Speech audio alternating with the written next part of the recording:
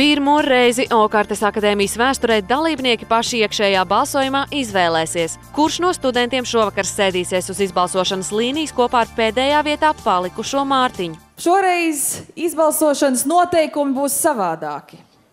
Rīt uz balsošanas strīpa sēdīsies viens, kuru šodien viszemāk novērtējas žūrija, viens. Un vēl viens, kuru iebalsos paši studenti. Tātad iekšējais balsojums. Slēgtā balsošana, iekšējā balsošana noteiks, kurš no 8 esošajiem studentiem sēdīsies blakus šī vakara vismazāk veiksmīgajam studentam.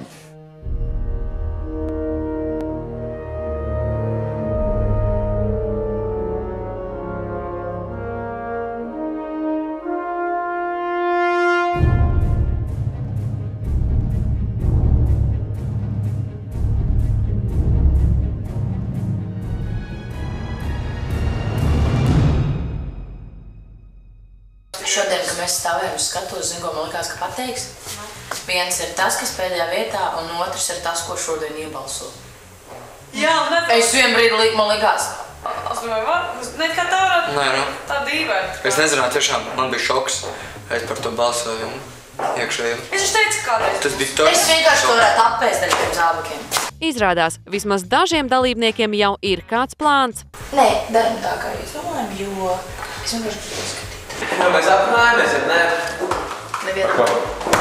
Viss skaidrs. Viss skaidrs, jā. Man, jā. Kurš kļūs par iekšējā balsojuma upuri? Nē, nu man ir, es man galās, ka nedomā, kas kaut kā, tas ir vienkārši.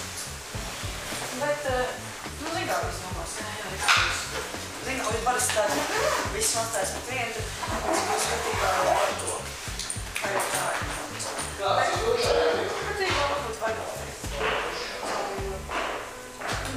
Jo, man otrs variants ir saimnieks.